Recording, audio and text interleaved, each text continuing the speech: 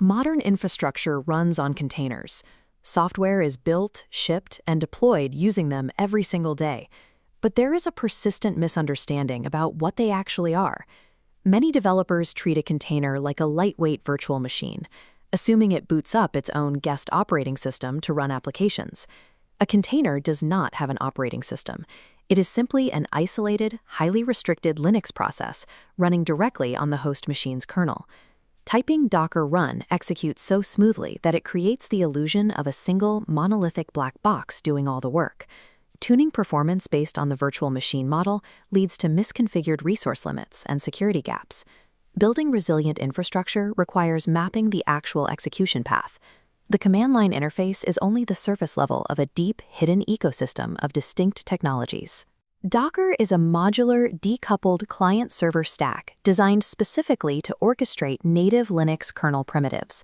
We can trace a single execution command down through multiple API boundaries, moving from the user interface all the way to the bare metal of the kernel.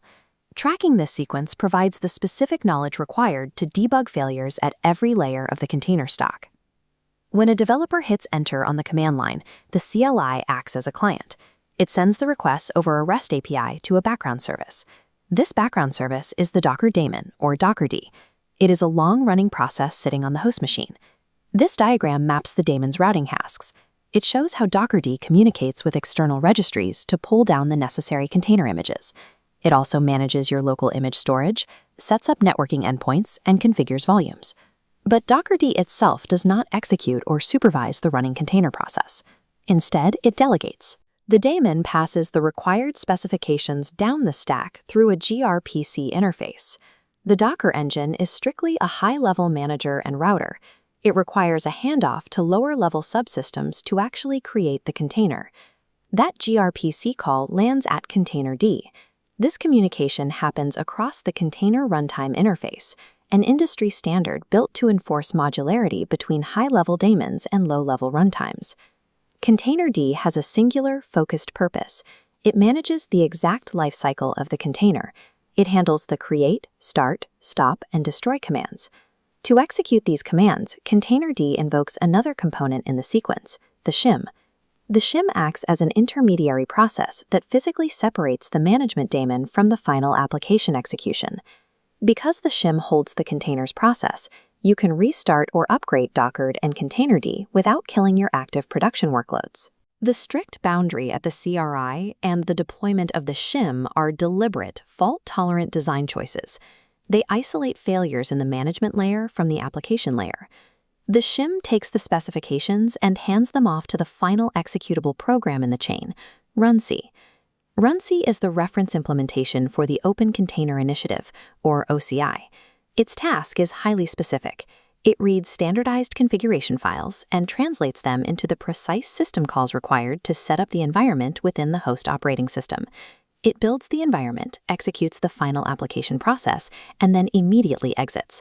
Unlike dockerd and containerd, which run constantly in the background, runc is entirely ephemeral. It serves as the bridge that translates standardized JSON configurations into raw, actionable operating system commands. Down in the kernel, the container is finally born when distinct boundaries instantly lock into place around a raw application process. This diagram shows the first of the two foundational Linux features applied by runc, the namespace. It maps how namespaces wrap around the process, forming concentric layers of isolation for resources like user, PID, and net.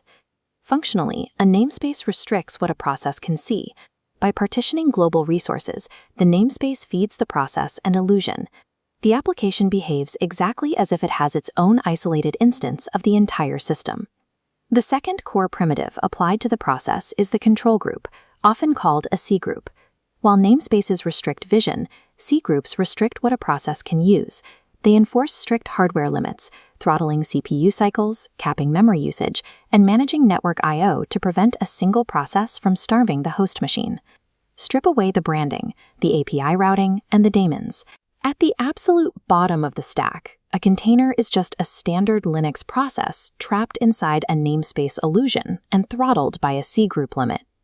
Reassembling the stack reveals the full execution pipeline. The high-level manager maps specifications through the standard interfaces down to an isolated kernel process. Because the sequence relies on strict boundaries like the CRI and OCI, the ecosystem is swappable. This is exactly how Kubernetes operates.